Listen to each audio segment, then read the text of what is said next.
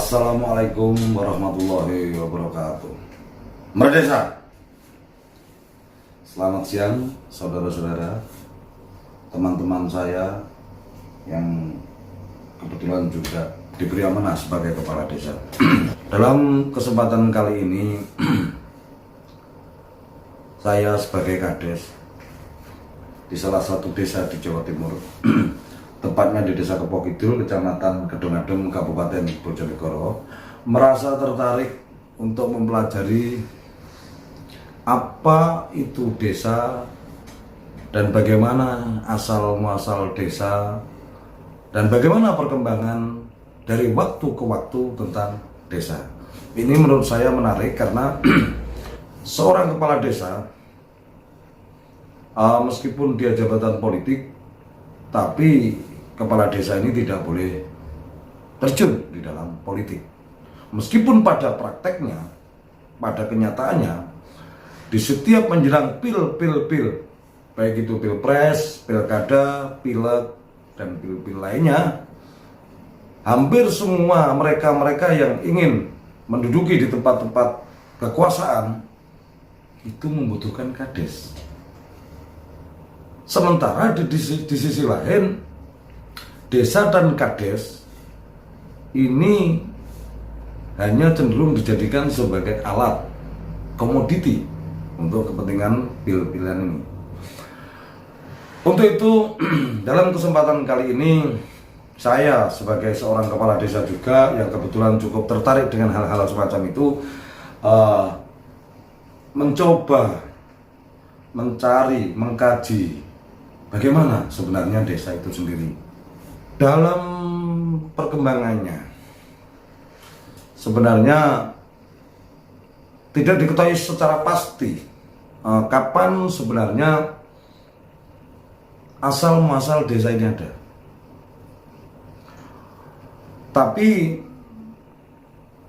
ada satu prasasti, kalau nggak salah prasasti Kawali di Jawa Barat, itu ditemukan pada tahun 1350 Masehi. Dan juga ada satu prasasti lagi di Jawa Timur, yaitu prasasti Walandi yang ada di Tengger pada tahun 1381 Masehi. Kan bahwa desa itu sudah ada sejak zaman itu, dan pemerintahnya diselenggarakan secara berdasarkan adat istiadat yang berlaku di wilayah tersebut.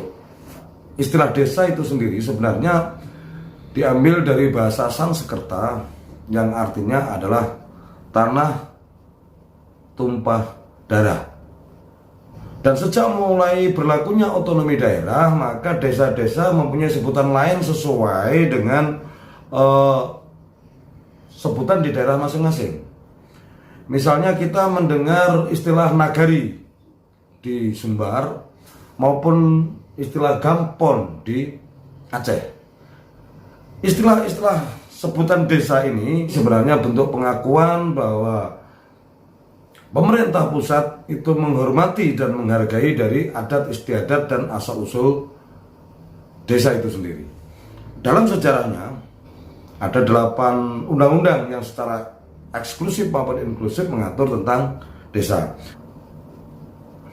Undang-Undang nomor 22 tahun 1948 tentang pemerintahan daerah, itu pertama.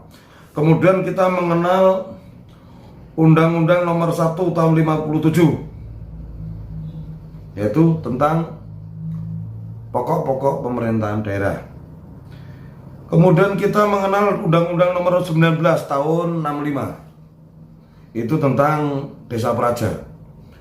Kemudian Undang-Undang nomor 5 tahun 74, yaitu tentang pokok-pokok pemerintahan daerah. Kemudian kita ingat lagi yaitu Undang-Undang nomor 5 tahun 79, itu tentang pemerintahan daerah.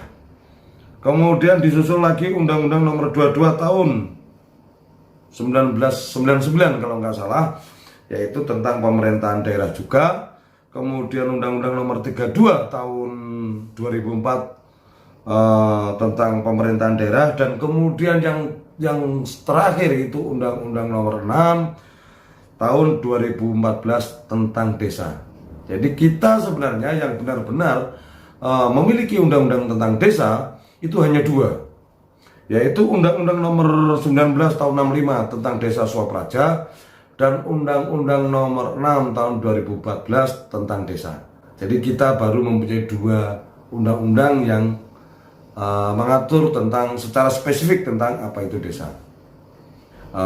Untuk sementara ini dulu yang bisa saya sampaikan. Ke depan saya akan bicara tentang perkembangan desa di zaman penjajahan dan kemudian perkembangan desa di zaman setelah merdeka, yaitu Orde Lama, dan bagaimana perkembangan desa ketika di zaman Orde Baru, serta yang terakhir bagaimana perkembangan dan dinamika politik desa di zaman reformasi ini.